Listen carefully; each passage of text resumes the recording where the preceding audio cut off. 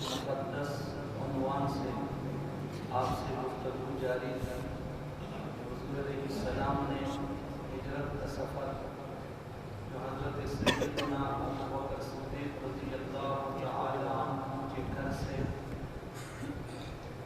حضرت ابوبکر صدیق کو ساتھ لے کر شروع فرمایا، غار ثور میں آپ علیہ السلام نے جو قیام فرمایا اس کے مختلف واقعات حضرت ابوبکر صدیق رضی اللہ تعالی عنہ کی شان فدائیت، قربان ہونے کے جذبے اور حضور علیہ السلام سے عشق اور حضور علیہ السلام کے لیے ہمدردی اور محبت کے جو احساسات وہ غار ثور میں گزرے ہوئے اور بیتے ہوئے لمحات اس کے عینی گواہ ہیں۔ سیرت حلبیہ نے ایک روایت لکھی ہے کہ حضور علیہ السلام نے محسوس کیا کہ ابوبکر صدیق رضی اللہ تعالی عنہ کو جیسے کوئی تکلیف محسوس ہو رہی ہے۔ پوچھا حضور علیہ السلام نے کہ کیا معاملہ ہے؟ ابوبکر صدیق رضی اللہ تعالی عنہ نے فرمایا، اللہ کے نبی پیاس کی شدت کا احساس ہو رہا ہے۔ حضور علیہ السلام نے فرمایا کہ ابوبکر آپ غار کے اس کونے میں جا کر دیکھ رہے پانی ہوگا اور اس پانی سے آپ اور یہ پانی حضور علیہ السلام نے ایک جملہ ارشاد فرمایا کہ یہ خالص آپ کے لیے ہے۔ اللہ اکبر۔ حضرت ابوبکر صدیق رضی اللہ تعالی عنہ فرماتے ہیں کہ میں وہ جب کیا تو ایک پیالہ ہے جو پتھر سے بنا ہوا ہے، اس پیالے کا جو انداز ہے اس سے بھی محسوس ہو رہا ہے کہ اس طرح کا پیالہ اس سے پہلے کبھی دیکھا نہیں۔ اس میں پانی ہے، وہ پانی جو میں نے اٹھایا اور منہ کے قریب کیا تو اس پانی میں جو خوشبو ہے وہ مشک و عنبر کی ہے۔ روایات میں آتا ہے کہ یہ پانی اللہ تبارک و تعالیٰ کے پیارے حبیب صلی اللہ علیہ وسلم نے جب دعا مانگی کہ اللہ ابوبکر صدیق کے لیے پانی کا انتظام فرمائے تو اللہ تبارک و تعالیٰ نے فرشتے کو حکم دیا کہ جنت سے ایسا پانی نہ، اس پانی کی صفات کیا ہے؟ فرماتے ہیں کہ جو شہد سے زیادہ میٹھا، دودھ سے زیادہ سفید کلر میں اور برف سے زیادہ ٹھنڈا۔ قرآن کریم میں جنت کی نہروں کا ذکر ہے، اس میں 4 نہروں کا ذکر ہے۔ جنت میں شراب کی نہریں ہیں، دودھ کی نہریں ہیں، شہد کی نہریں ہیں اور پانی کی نہریں ہیں۔ یہ 4 نہریں ہیں۔ ان 4 نہروں کا پانی جو مجموعہ بنتا ہے یہ حوض کوثر کا پانی ہے۔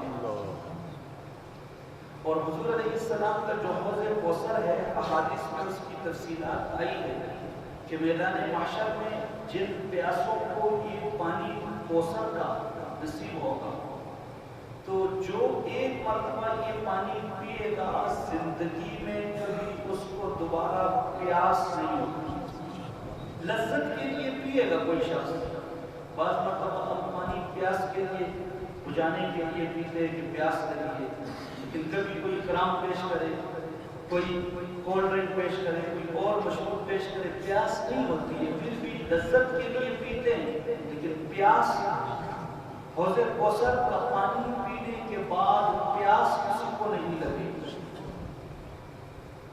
اور یہ حوض کوثر کا جو پانی ہے نا، یہ ان لوگوں کو نصیب ہوگا میدان محشر میں جن لوگوں نے حضور علیہ السلام کی زندگی کی پیروی کی ہوگی، یعنی سادہ لفظوں میں حضور علیہ السلام کی سنتوں پر عمل کیا ہوگا اور حضور کی سنتوں کو زندہ کیا ہوگا، حضور علیہ السلام سے محبت کا اظہار کیا ہوگا۔ بندہ کسی سے کوئی وفاداری جتلاتا ہے، وفاداری کا احساس دلاتا ہے کسی سے تو کوئی اس کے لیے کچھ کرنا پڑتا ہے۔ بعض مرتبہ انسان کسی سے کوئی بھلائی کی توقع رکھتا ہے لیکن اس کے ساتھ خود کوئی بھلائی نہیں کی ہوتی ہے تو پھر سامنے نہیں جا سکتا ہے۔ ہم اپنی زندگیوں پر غور کریں کہ حضور علیہ السلام کی سنتوں اور حضور علیہ السلام کی پاکیزہ اور مبارک زندگی کے ساتھ ہمارا کیا سلوک ہے.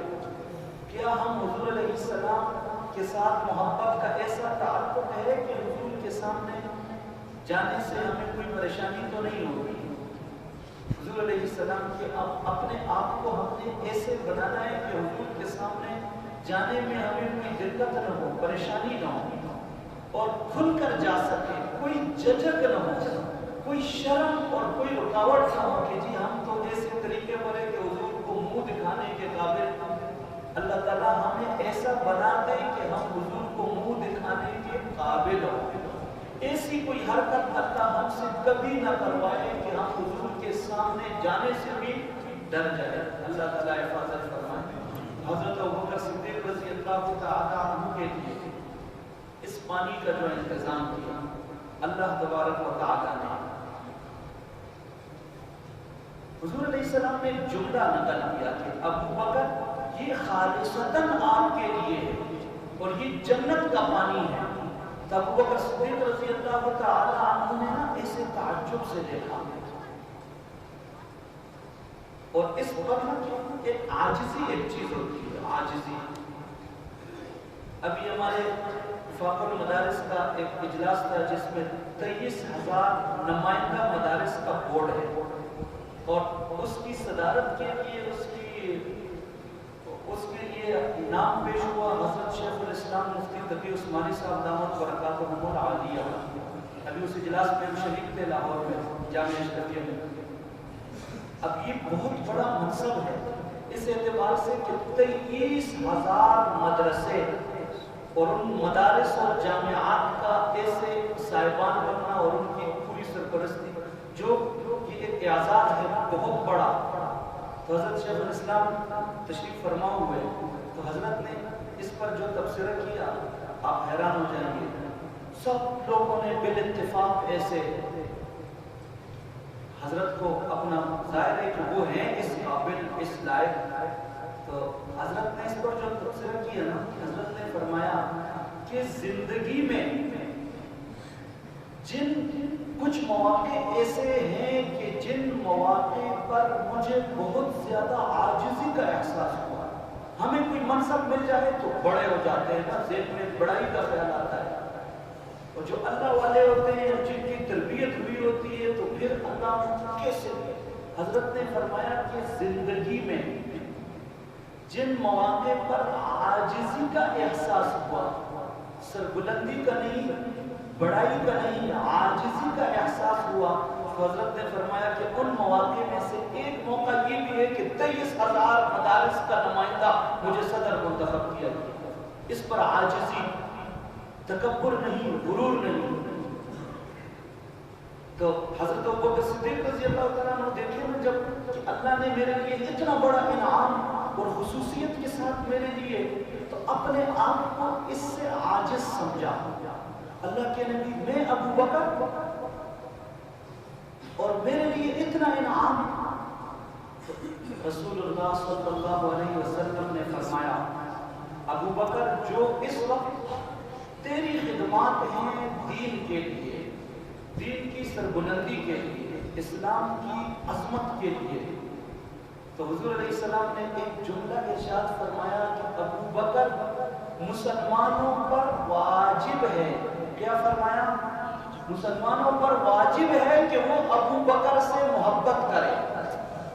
ایک اور اگلا جملہ جو فرمایا کہ ابوبکر, اگر کوئی شخص 70 نبیوں کی عبادت لے کر آ جائے, ابوبکر اگر اللہ تعالیٰ کے دربار میں کوئی شخص میدان محشر میں ایسا آ جائے کہ جس کے نام اعمال میں 70 نبیوں کی عبادت اور ریاضت ہو, لیکن اس شخص کے دل میں ابوبکر کی محبت نہ ہو, تو اللہ کو وہ عبادت قبول نہیں کرے.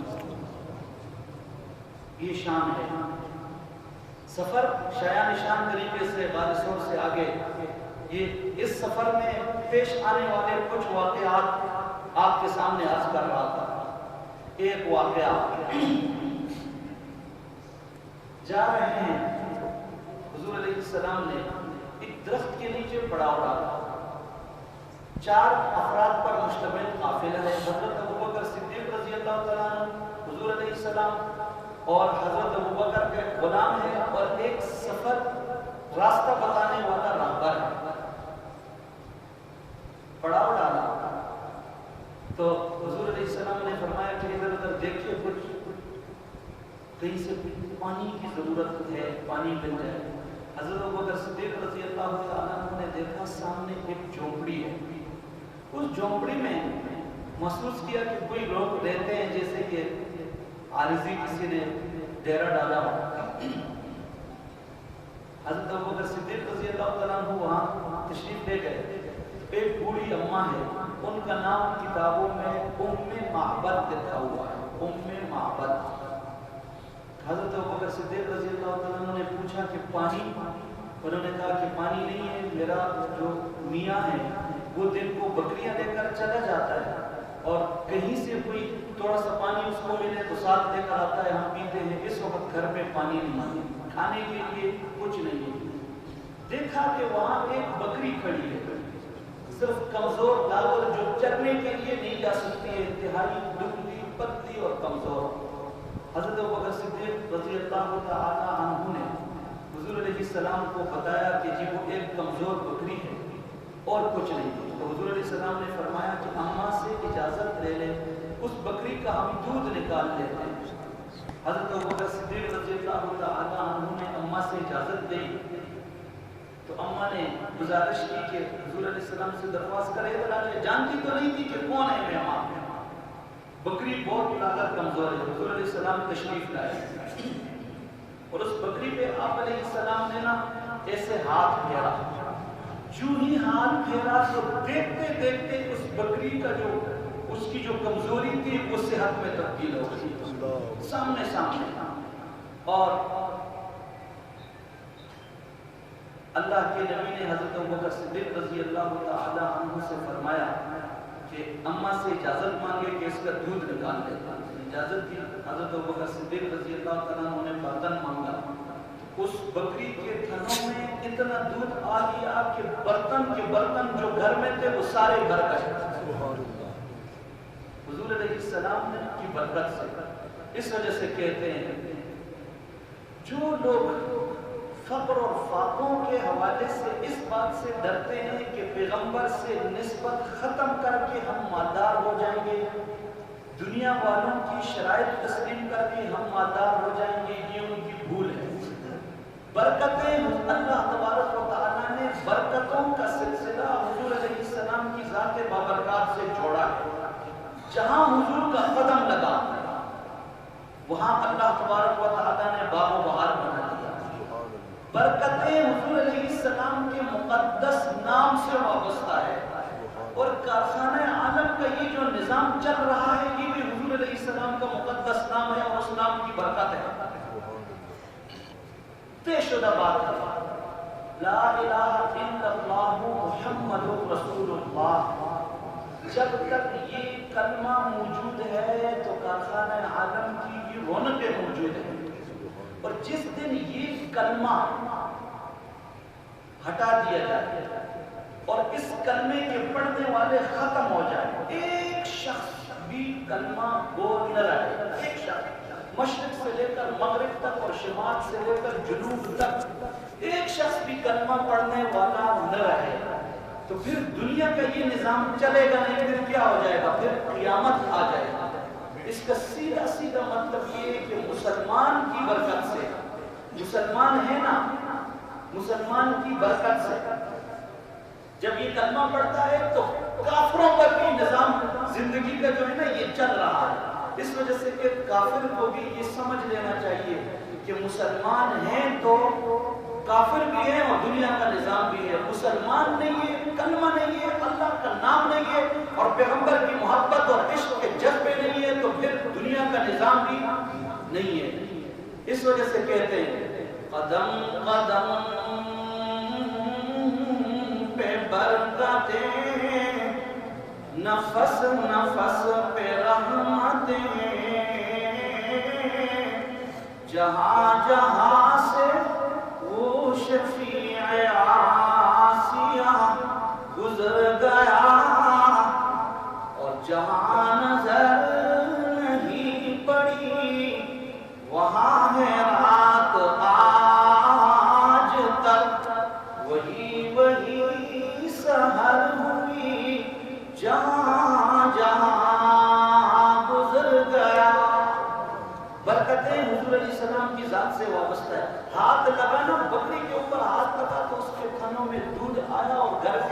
برتن بھر گئے، زیادہ ہو گیا۔ حضور علیہ السلام نے تناول فرمایا۔ حضرت ابوبکر صدیق رضی اللہ تعالیٰ عنہ نے بھی اپنی بھوک پیاس مٹائی، قافلہ چل پڑا۔ ام معبد کے خاوند جب آئے واپس تو اپنے گھر میں نا اس نے محسوس کیا کہ ایک عجیب قسم کی، صحابہ یہ کہتے ہیں کہ حضور علیہ السلام کی ذات میں اللہ تعالیٰ نے ایسی خوشبو رکھی تھی، قدرتی خوشبو، قدرتی۔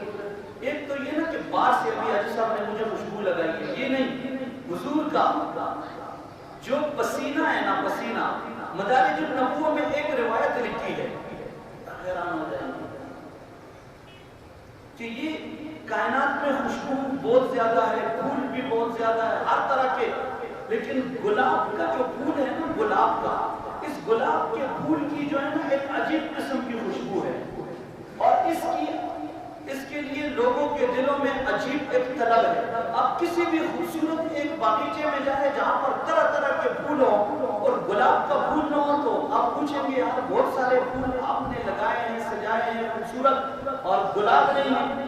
آپ اگر گلاب سے پوچھیں کہ یار گلاب تیرے اندر یہ قدر و منزلت یہ کہاں سے ہے، یہ عظمت کہاں سے ملی، تو وہ روایت میں اس کا جواب ملتا ہے کہ گلاب رسول اللہ صلی اللہ علیہ وسلم کے پسینے کی پیداوار ہے۔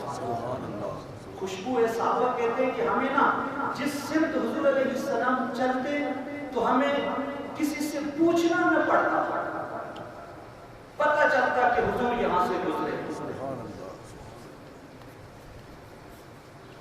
تو حضور علیہ ام معبد کے خاوند جب آئے، محسوس کیا کہ یار خوشبو ہے، حضور علیہ السلام کی ذات بابرکات کی خوشبو محسوس کی، تو پوچھا کہ کوئی مہمان تو نہیں آئے تھے؟ بڑھیا نے جواب دیا کہ آئے تھے مہمان، اور آگے جو بتایا کہ ایسے برکت والے مہمان تھے کہ گھر میں تو برکتوں کے انبار لگ گئے۔ تو ام معبد کے خاوند نے کہا کہ کہانی یہ ہے کہ ادھر جو میں نے پڑاؤ ڈالا تھا وہ اس دن کے انتظار میں تھا۔ میں نے تورات اور انجیل کتابوں سے یہ بات معلوم ہوئی تھی کہ نبی آخر الزمان صلی اللہ علیہ وسلم کا زمانہ قریب ہے، اور ان کا عنقریب وہ دنیا کے نقشے پہ آنے والے ہیں، اور ان کا ظہور ہونے والا ہے، وہ مکے سے مدینے کی طرف ہجرت کریں گے۔ اور کتابوں میں نے پڑھا تھا کہ یہ سامنے جو درخت ہے اس درخت کے نیچے وہ آرام فرمائیں گے۔ اس انتظار میں ہم تھے، یہاں تو ان کے لیے آئے تھے، اب چل پڑے، ایک مقام پہ پہنچے اور دونوں حضور علیہ السلام کو ملے، ام معبد اور ان کے خاوند، دونوں نے کلمہ پڑھا اور مسلمان ہو گئے۔ یہ الا تنصروہ فقد نصرہ اللہ، اللہ کی مدد کی جھلکیاں۔ ایک اور روایت، ایک شخص ابو بریدہ اسلمی وہ آئے، حضور کی تلاش میں ہے نا، ادھر اونٹوں کا اعلان ہوا ہے کہ جو سر قلم کر کے لائے گا تو 100 اونٹ ملیں گے۔ وہ اس انتظار میں اور اس تلاش میں حضور علیہ السلام کا پیچھا کرتا ہوا پہنچ گیا۔ حضور علیہ السلام کے قریب پہنچے اور اس کی آنکھوں سے ایسا غصہ، غضب، جلال ٹپک رہا ہے، انتقام کے جذبات اور نفرت کے انگارے ایسے پھوٹ رہے ہیں، اور ایسے محسوس ہو رہا ہے کہ یہ حضور کی زندگی کا چراغ گل کرنے کے لیے انتقام سے بالکل بیتاب ہے۔ جو یہ حضور علیہ السلام کے پر نگاہ پڑ گئی تو حضور علیہ السلام اپنے مبارک زبان سے ارشاد فرمایا کہ بریدہ تو برد سے ہے، برد کا معنی ہے ٹھنڈک، یہ تیرے اندر اتنی گرمی کہاں سے آ گئی؟ یہ حضور کی زبان نبوت کی چاشنی ہے۔ پہلا جملہ کہا تو اب یہ بریدہ کا غصہ ٹھنڈا ہو گیا۔ پھر حضور نے فرمایا کہ تم اسلم قبیلے سے ہے، بریدہ اسلمی، اخلاق ہے نا، پیغمبر اپنے اخلاق سے، محبت سے، ایسی محبت کے بغیر تھے کہ جو جان لینے کے لیے آیا ہے وہ حضور کی گفتگو سن کے کیا ہو رہا ہے؟ حضور نے فرمایا کہ اسلمی تو اسلام سے ہے، اسلام کا معنی ہے ماننا، فرمان بردار ہونا۔ اسلام والے تو اس کا مطلب یہ کہ تو اسلام اختیار کر، اسلام کا مقابلہ نہیں۔ اسی وقت اس نے کلمہ پڑھا اور وہ بھی مسلمان ہو گیا۔ قافلہ چلتا گیا، قباء کے مقام پر حضور علیہ السلام پہنچے. اب حضور علیہ السلام کو انتظار ہے. جہاں سے ہجرت کا سفر شروع کیا تھا نا، تو حضور علیہ السلام نے حضرت علی رضی اللہ تعالی عنہ کو اپنے بستر پہ سلایا تھا اور ان سے فرمایا تھا کہ آپ لوگوں کی امانتیں پہنچاؤ لوگوں کو، اور فرمایا کہ میں قباء کے مقام پر انتظار کروں گا، اس سے آپ کے بغیر آگے نہیں جائیں گے. حضرت علی رضی اللہ تعالیٰ عنہ کا انتظار ہے. حضور نے یہاں پڑاؤ ڈالا ہے اور آگے نہیں جا رہے ہیں. تو تاخیر ہو گئی حضرت علی کو پہنچنے میں. حضور علیہ السلام نے نا محبت اور محبیت میں حضرت علی سے انداز عشق میں، اعتماد میں، اور ایسا نہ جیسے، کیونکہ حضرت علی کو حضور نے اپنے ہاتھوں میں پالا بچوں کی طرح، جیسے بڑوں کو نا ماں باپ اولاد سے محبت ہوتی ہے. حضور علیہ السلام نے ایک جملہ ایسا کہا اس موقع پہ، فرمایا کہ یا اللہ جب تک علی کی زیارت نہ کروں اور علی کی زیارت سے اپنی آنکھیں ٹھنڈی نہ کروں، اس وقت تک مجھے موت نہ دینا. یہ ایک انداز محبت ہے.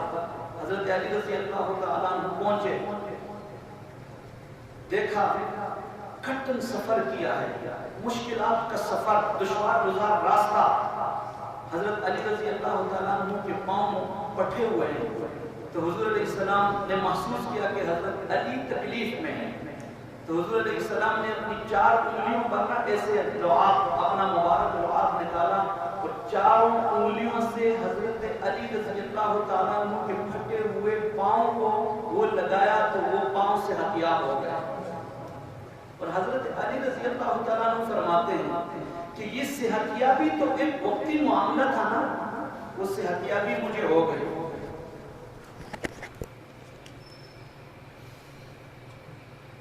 صحتیابی مل گئی، لیکن حضور علیہ السلام کا جو مبارک لعاب میرے پاؤں کو لگا، اس کی برکت کیا ہے اور اس کی تاثیر کیا ہے.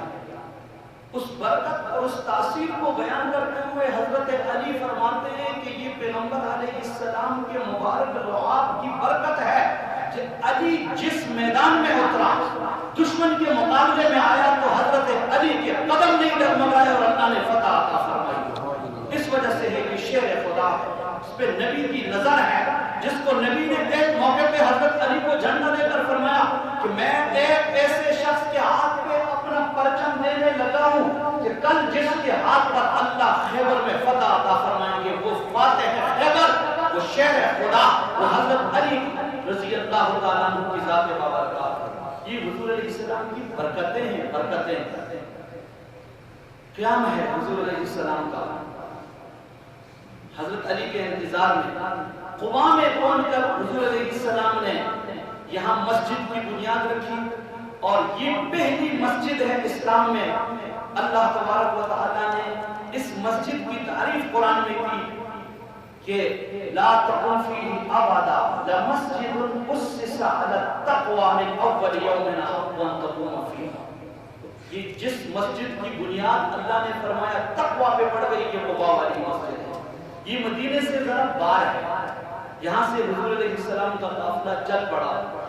بہت سارے مدینے کے لوگ جو پہلے اسلام قبول کر چکے تھے وہ بھی آئے، اور حضور علیہ السلام کا استقبال ہو رہا ہے. مدینے میں ایک جشن کا ساماں ہے، اور مدینے میں ایک خوشی کی لہر دوڑی ہوئی ہے. چھوٹے اور بڑے، کیا مرد اور کیا عورتیں، سب اس انتظار میں ہے کہ رسول اللہ صلی اللہ علیہ وسلم مدینہ منورہ تشریف لا رہے ہیں. راستے میں ایک مقام پر مسجد جمعہ آتا ہے.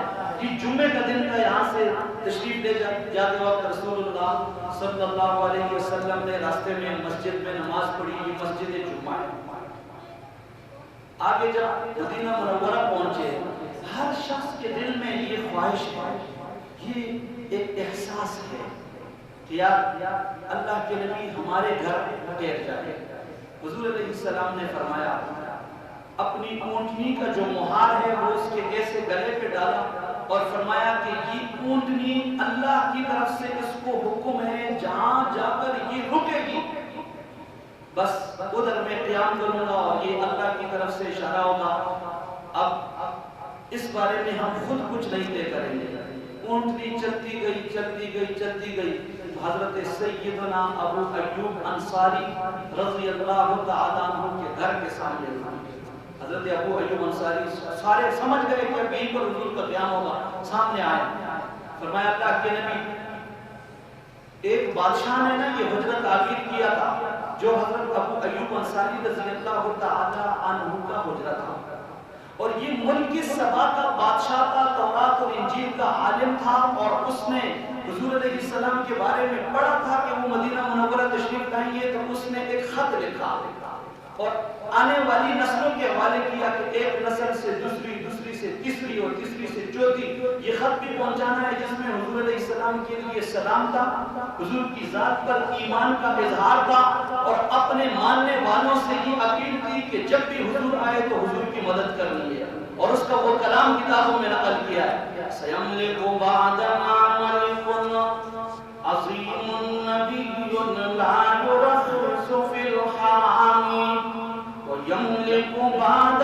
قَحْطَانَ نَبِيٌّ تَقِيٌّ مُخْبِتٌ خَيْرُ الْأَنَامِ يُسَمَّى أَحْمَدًا يَا لَيْتَنِي أَنِّي مُعَمَّرُ بَعْدَ مَبْعَثِهِ بِعَامِ مَتَى يَظْهَرُ فَكُونُوا نَاصِرِي مَتَى يَظْهَرُ فَكُونُوا نَاصِرِي وَمَن يَلْقَاهُ يُبَلِّغْهُ سَلَامِي۔ یہ وہ بادشاہ حجرہ تعمیر کر کے جا رہا ہے اور انتظار میں ہے کہ حضور تشریف لائیں گے۔ حضرت ابو ایوب انصاری اس حجرے میں ہے اور اسی کے مالک ہے، اور وہ حضور کو پیش کر رہے ہیں کہ یہ اس بادشاہ کی طرف سے آیا تھا، اور اس کا آخری جو جملہ ہے نا اس نے بڑی تعریف کی ہے۔ یہ قصیدہ اس پہ جتنا آپ کریں تو اس کی تفسیر کے لیے 1 گھنٹہ کم ہے، کہانی مختصر کر دی۔ ایک جملہ مَتَى يَظْهَرُ فَكُونُوا نَاصِرِي وَمَن يَلْقَاهُ يُبَلِّغُهُ سَلَامِي۔ جب اس پیغمبر کا ظہور ہوگا، جب ان کی تشریف آوری ہوگی، مدینے والوں ان کی نصرت اور ان کی مدد کرنا، جب وہ سامنے آئے تو ان پر ایمان لانا، اور تم میں سے جس کسی نے اس پیغمبر کی زیارت کر لی تو میرا سلام پہنچانا۔ آج وہ خط بھی پہنچ گیا، سلام کی۔ ابو ایوب انصاری رضی اللہ تعالیٰ عنہ وہ صحابی ہے جو میزبان رسول ہے، اور حضرت ابو ایوب انصاری رضی اللہ تعالیٰ عنہ کی قبر کہاں بنی یہ کہہ کے میں ختم کر رہا ہوں۔ بوڑھے ہیں، وصیت کر لی، جا نہیں سکتے، اللہ کے راستے میں قافلہ تیار ہوا۔ حضرت ابو ایوب انصاری رضی اللہ تعالیٰ عنہ نے فرمایا میں تو نہیں رہ سکتا ہوں، اللہ کے دین کو پہنچانے کے لیے اور اسلام کی سربلندی کے لیے اور اسلام کے غلبے کے لیے میں نے اس لشکر میں شامل ہونا ہے۔ چل پڑے، بہت بیمار ہو گئے، وصیت کر لی کہ اگر میں مر جاؤں مجھے راستے میں نہیں چھوڑنا۔ جہاں یہ قافلہ حریت کا، آزادی کا، اعلاء کلمت اللہ کا، صحابہ پر مشتمل اللہ کے نبی کے غلاموں کا یہ قافلہ جدھر پہنچے گا میری لاش کو ادھر جا کے دفنانا۔ پہنچتے ہی حضرت ابو ایوب انصاری رضی اللہ تعالیٰ عنہ کا روزہ یہ ترکی استنبول میں ہے، دین کی دعوت کے لیے، دین کی سربلندی کے لیے میزبان رسول ہے، اللہ کے مدینے کے باسی ہے اور مدینے کے رہائشی ہے، اور اللہ کے دین کو پہنچانے کا جذبہ یہ ہے کہ ان کی قبر کہاں پر بنی ہے؟ ترکی اور استنبول۔ یہ صحابہ ہے پیغمبر کے جو پھیل گئے، پشاور میں صحابہ کی قبر، پنڈور میں قبریں، مزار شریف میں قبریں، دنیا کے کونے کونے میں قبریں۔ یہ صحابہ نے مدینہ سے اور عرب کی اس دھرتی سے اپنی ساری محبتیں اگر قربان کر دی ہے تو اسلام کی سربلندی کے لیے، اسلام کی محبت کو، اسلام کے دین پیغام کو عام کرنے کے لیے یہ چپے چپے زمین کے ایک ایک کونے کونے تک پہنچ گئے اور اللہ کا دین اور اللہ کے دین کا سر فخر سے بلند کر دیا۔ اللہ تبارک و تعالیٰ